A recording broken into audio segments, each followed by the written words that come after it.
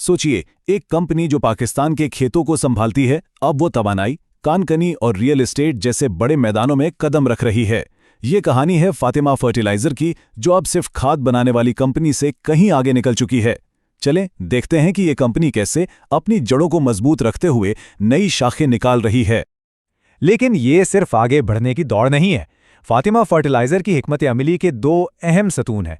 एक तरफ अपने बुनियादी कारोबार को बढ़ाना और दूसरी तरफ एक पायदार मुस्तकिल को यकीनी बनाना। असल सवाल तो यही है कि क्या वो इन दोनों चीजों को एक साथ लेकर चल पाएंगे। तो इस पूरी कहानी को समझने के लिए हमारा सफ़र कुछ इस तरह का होगा। सबसे पहले हम मुल्क के मुआशी हालात पर नज़र डालेंगे, फिर हम उनके खाद के कारोबार की गहराई में जाएंगे, उसके बाद उनके नए और हैरानकुन मंसूबों को देखेंगे, ये जानेंगे कि वो मुआशरे के लिए क्या कर रहे हैं, और आखिर में बात करेंगे कि उनका मुस्तकबिल कैसा नज़र आता है। तो शुरू करते हैं पहले हिस्से से, मुआशी माहौल। क्योंकि देखें, कोई भी कंपनी अकेले तो काम नहीं करती ना, आसपास का माहौल बहुत असर डालता है। तो देखते हैं कि पाकिस्तान की मईशत से फातिमा फर्टिलाइजर को कैसी हवा मिल रही है। सबसे पहले एक बहुत बड़ी खबर, पॉलिसी रेट जो पहले 17.5% था, अब गिरकर 11% रह गया है। सीधे लफ्जों में इसका मतलब क्या है? इसका मतलब ये है कि कंपनियों के लिए कर्जा लेना सस्ता हो गया है। ये बिल्कुल वैसा ही है जैसे आप माइशत के इंजन में तेल डाल रहे हैं ताकि वो तेजी से चले। और एक और अच्छी खबर, महंगाई जिसने सबको परेशान किया हुआ था, वो अब आहिस्ता आहिस्ता काबू में आकर सिंगल डिजिट में वापस आ गई है। जब चीज़ों की कीमतें मुस्तहकम होती हैं ना, तो कंपनियों के लिए आगे का प्लान करना बहुत आसान हो जाता है, बिल्कुल जैसे पुरसुकून समंदर में जहाज चलाना।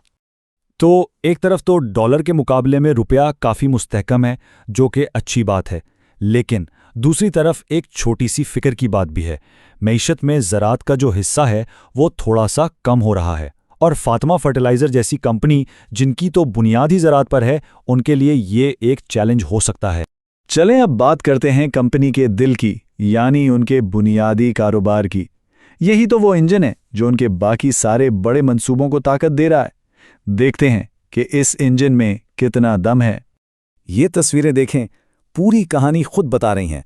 एक तरफ ये बड़े बड़े जदीद सनाती प्लांट्स नजर आ रहे हैं, और दूसरी तरफ खाद की वो बोरियां जो सीधी किसान के पास उसके खेत में जाती हैं। टेक्नोलॉजी और ज़राअत दोनों एक साथ। अब अगर मार्केट को देखें तो साफ नजर आ रहा है कि नाइट्रोजन वाली खाद का ही बोलबाला है। मार्केट का तकरीबन 3/4 हिस्सा, यानी 75% के करीब। तो जाहिर है कंपनी का पूरा फोकस भी उसी पर है। पैसा वहीं है जहां किसान की जरूरत है। अब जरा इन नंबर्स पर गौर करें। आमदनी में तो 5% का इजाफा हुआ, ठीक है, लेकिन असल कहानी वो दीगर आमदनी में छुपी है। यहां 95% का इजाफा हुआ है। सोचिए, और इसी एक छलांग की वजह से मुनाफा 27% और शेयर होल्डर्स की कमाई 41% बढ़ गई। तो सवाल ये पैदा होता है कि भाई ये दीगर आमदनी आ कहां से रही है? बस यहीं से उनकी नई हिकमत अमली का राज खुलता है। तो ये दीगर आमदनी आखिर है क्या? चलें अब पर्दा उठाते हैं और देखते हैं कि फातिमा फर्टिलाइजर अपने बुनियादी कारोबार से निकलकर के नए और दिलचस्प मैदानों में जा रही है। जरा इस फहरिस्त पर नजर डालें। कानकनी, पेट्रोलियम, रियल एस्टेट, पैकेजिंग, ये सिर्फ तनों नहीं है, ये तो पूरी तब्दीली है। एक कंपनी जो जमीन से जुड़ी थी, अब वो एक सनती और मालियाती पावर हाउस बनने की कोशिश कर रही है। सबसे पहले कानकनी, ये कोई छोटा मोटा काम नहीं है, ये एक बहुत बड़ा, महंगा और तवील मुद्दती मंसूबा है। मकसद क्या है? पाकिस्तान की जमीन में छुपी दौलत जैसे तांबा और सोना को निकालना। और अगर ये मंसूबा काम कर गया ना, तो ये कंपनी के लिए गेम चेंजर होगा।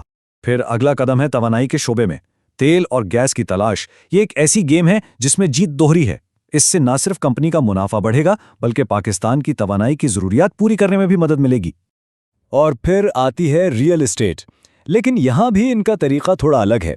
वो सीधी सीधी इमारतें नहीं खरीद रहे, बल्कि RITS के जरिए सरमायाकारी कर रहे हैं। इसका मतलब यह है कि बड़े बड़े प्रॉपर्टी मंसूबों में छोटे छोटे हिस्से खरीदना, बिल्कुल स्टॉक मार्केट की तरह। यह प्रॉपर्टी मार्केट में दाखिल होने का एक होशियार और कम खतरे वाला तरीका है। लेकिन एक बहुत बड़ी और मुनाफा बख्श कंपनी बन जाना ही तो सब कुछ नहीं होता है ना। चलें अब देखते हैं कि फातिमा फर्टिलाइजर इस सारी तरक्की को इंसानों और इस सैयारे के लिए कैसे इस्तेमाल कर रही है। क्या मकसद सिर्फ पैसा है, या कहानी कुछ और भी है? और यहाँ वो कुछ ऐसा कर रहे हैं जो पाकिस्तान में शायद ही कोई दूसरी निजी कंपनी कर रही हो। उन्होंने अक़वाम मुत्तहिदा के पायदार तरक्की के अहदाफ यानी SDGs को अपनाने के लिए एक बाकायदा 3 मरहलों का मंसूबा बनाया है। सीधी बात यह है कि वो अपने हर कारोबारी फैसले को इस नज़र से देख रहे हैं कि उसका माहौल और समाज पर क्या असर पड़ेगा। और ये सिर्फ बातें नहीं हैं, इनके सामाजिक कामों यानी CSR पर खर्च किए गए पैसों को देखें, रकम मुसलसल बढ़ रही है। ये नंबर्स साफ दिखा रहे हैं कि वो अपनी कमाई का एक बढ़ता हुआ हिस्सा वापस मुआशरे को दे रहे हैं। तो सवाल ये है, ये पैसा जा कहाँ रहा है? इसकी एक जिंदा मिसाल ये अस्पताल है। ये सिर्फ एक इमारत नहीं, ये इस बात का सबूत है कि कंपनी के सरमायाकारी सीधा लोगों की जिंदगियां संवार रही है। और ये काम सिर्फ कंपनी से बाहर नहीं हो रहा, बल्कि कंपनी के अंदर भी हो रहा है। उनका एक अवार्ड याफ्ता प्रोग्राम है, सब साथ। ये प्रोग्राम इस बात को यकीनी बनाता है कि कंपनी में काम करने वाले हर फर्द को, चाहे वो कहीं से भी आया हो, आगे बढ़ने का बराबर मौका मिले। ये एक बहुत तरक्की पसंद सोच है।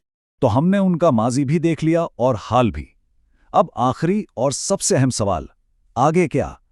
मुस्तकबिल के लिए उनका मंसूबा क्या है? उनकी पूरी हिकमत अमली को अगर एक लाइन में बताया जाए तो वो ये है, अपने खाद के मुस्तहकम कारोबार से पैसा बनाओ और इस पैसे को नए ज्यादा मुनाफा बख्श शोबों में लगाओ। क्यों? ताकि शेयर होल्डर्स के लिए ज्यादा से ज्यादा दौलत बनाई जा सके।